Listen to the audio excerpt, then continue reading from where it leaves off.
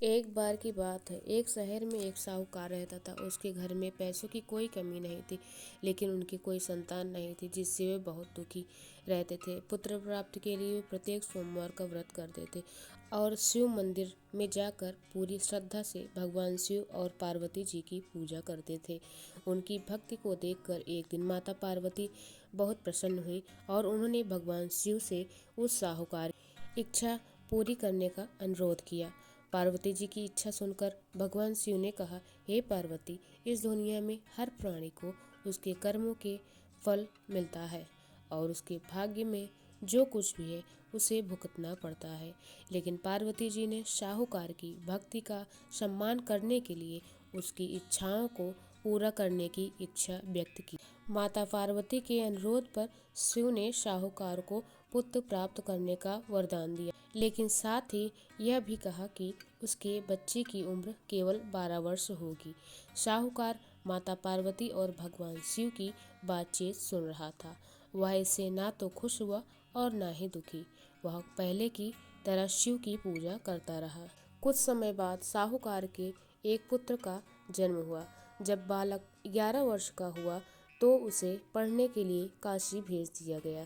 साहूकार के बेटे के चाचा को बुलाकर ढेर सारा धन दिया और कहा कि वह इस बच्चे को शिक्षा प्राप्त करने के लिए काशी ले जाए और रास्ते में यज्ञ करे।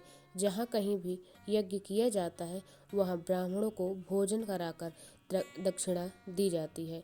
इस प्रकार दोनों चाचा भतीजे यज्ञ करके और ब्राह्मणों को दान दक्षिणा देकर काशी की ओर चले। रात के समय एक नगर था जहाँ नगर के राजा की पुत्री का विवाह हो रहा था, लेकिन वह जिस राजकुमार से विवाह करने वाली थी वह अंधा था। राजकुमार ने इस तथ्य को छुपाने की एक योजना के बारे में सोचा।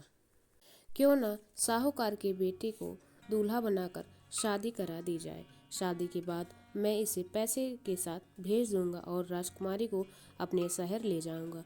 लड़के की शादी दूल्हे के कपड़े पहनाकर राजकुमारी से कर दी गई, लेकिन साहूकार का बेटा ईमानदार था। मौका पाकर उसने राजकुमारी की चुन्नी के किनारे पर लिखा कि तुम्हारी शादी तो मुझसे हो गई है, लेकिन जिस राजकुमार के साथ तुम्हें भेजा जाएगा वह आँख का काना है। मैं काशी पढ़ने जा रहा हूँ। राजकुमारी ने जब चुन्नी पर लिखी बात पढ़ी तो उससे यह बात अपने माता पिता से बताई। राजा ने अपनी बेटी को विदा नहीं किया, जिससे बारात वापस चली गई। उधर साहूकार का लड़का और उसके चाचा काशी पहुँचे और उन्होंने जाकर यज्ञ किया। जिस दिन बालक 12 वर्ष का हुआ उस लड़के ने अपने चाचा से कहा कि मेरी तबीयत ठीक नहीं है। चाचा ने कहा, अंदर जाकर सो जाओ।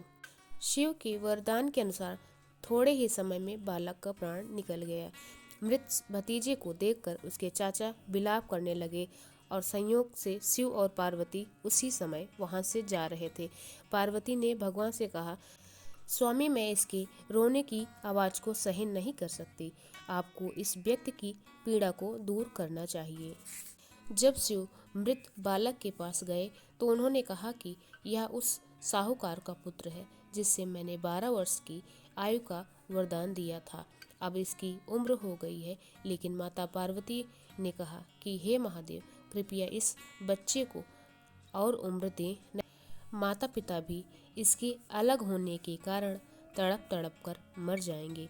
माता पार्वती के अनुरोध पर भगवान शिव ने बालक को जीवित रहने का वरदान दिया। शिव की कृपा से बालक जीवित हो गया और लड़का अपना पढ़ाई पूरी करने के बाद अपने चाचा के साथ अपने शहर को चले।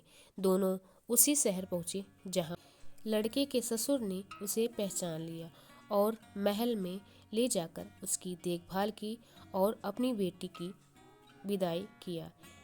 यहाँ साहूकार और उसकी पत्नी भूखी प्यासे अपने बेटे का इंतजार कर रहे थे। उसने कसम खाई थी कि अगर उसे अपने बेटे की मौत की खबर मिली तो वह भी अपनी जान दे देंगे, लेकिन अपने बेटे को जीवित रहने की खबर पाकर वह बहुत खुश हुई। उसी रात भगवान शिव ने साहूकार के सपने में आकर कहा, हे श्रेष्ठी, मैंने सोमवार का व्रत करके कथा सुनकर प्रसन्न होकर आपकी पुत्र को लंबी आयु प्रदान की है। इस प्रकार जो भी सोमवार का व्रत रखता है या कथा सुनता है और पढ़ता है, उसके सभी दुख दूर हो जाते हैं, उसकी सभी मनोकामनाएं पूरी हो जाती हैं। ऐसे ही भगवान की कथा को सुनने के लिए हमारे चैनल को लाइक और सब्सक्राइब करें और कमेंट में जय भोलेनाथ अवश्य लिखें।